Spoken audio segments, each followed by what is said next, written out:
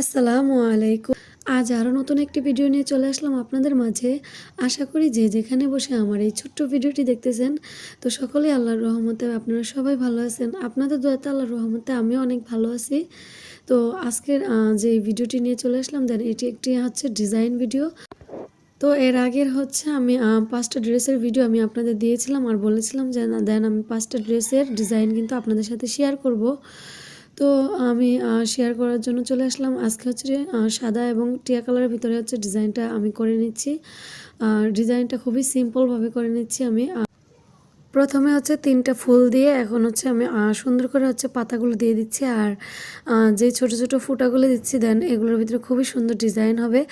তো আমি হচ্ছে সেলাইয়ের ভিডিওটা ইনশাল্লাহ আপনাদের সাথে শেয়ার করার চেষ্টা করব। আর আমি হচ্ছে যেখানে বসত করি মানে যেখানে আমি থাকি সেখানে হচ্ছে অনেক একটু গ্রাম সাইড অনেকে বলতে পারেন। তো ওই গ্রাম সাইড হলে কি কুকুর এবং মুরগি মানুষ অনেক বেশি কিন্তু। তো সেক্ষেত্রে হচ্ছে সবাই সবার মতো করে চলার চেষ্টা করে। তো আমি তার কাউকে কিছু বলতে পারি না, কী করার আছে সব বুঝে শুনেই কিন্তু আমাকে কাজ করে যেতে হয়। তো দেখা যায় আমি অনেক সময় করে টাইম টেবিল করে হচ্ছে আমি ভিডিও বানাই বা ভিডিও ভয়েস দেই। কিন্তু যদি এখন মুরগি ডিস্টার্ব করে মানুষ ডিস্টার্ব করে তো কিছু তো করার নেই, সেভাবেই আমাকে কাজ করে যেতে হবে। তো আমার ভয়েসে যদি বিভিন্ন ধরনের আওয়াজ আপনারা শুনে থাকেন তাহলে অবশ্যই আপনারা ক্ষমা দৃষ্টিতে দেখবেন। আর আমি সবসময় চেষ্টা করি ভিডিওটা খুব সুন্দর করে এডিট করার জন্য। তো আমি এডিট যেমনই করি না কেন কিন্তু হচ্ছে ভয়েস দেওয়ার সময় হচ্ছে আমার একটা না একটা সমস্যা হয়ই।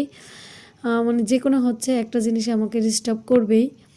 তো এই জন্য হচ্ছে আমার অনেক কষ্ট হয়ে যায় ভিডিওতে ভয়েস দেওয়া। তো আমি চেষ্টা করি অনেক রাতে দেওয়ার জন্য। তো যদি আমি অনেক রাতে দেই সেক্ষেত্রে দেখা যায় আমি ঘুমিয়ে পড়ি আর নয়তো একটা কাজে ব্যস্ত হয়ে পড়ি।